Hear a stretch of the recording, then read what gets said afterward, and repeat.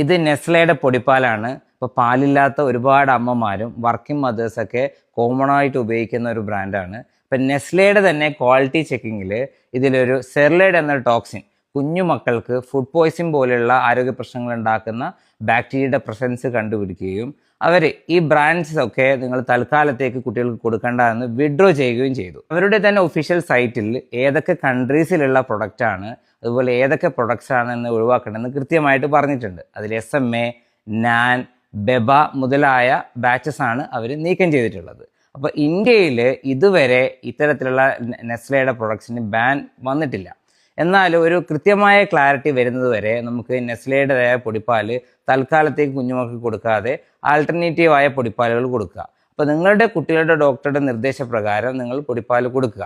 പൊതുവേ നമ്മുടെ അമ്മമാരിൽ കാണുന്നൊരു പ്രവണതയാണ് സൂപ്പർ മാർക്കറ്റിലൊക്കെ പോകുന്ന സമയത്ത് പൊടിപ്പാൽ കാണുകയും എൻ്റെ കുട്ടിക്ക് തൂക്കമില്ല, അപ്പോൾ പാല് തികയുന്നില്ലല്ലോ എന്ന് പറഞ്ഞ് സ്വന്തം തീരുമാനിച്ച് പൊടിപ്പാൽ കൊടുക്കുന്നത്. അപ്പോൾ കൃത്യമായ നിർദ്ദേശപ്രകാരമില്ലാതെ പൊടിപ്പാൽ കൊടുക്കാതിരിക്കുക.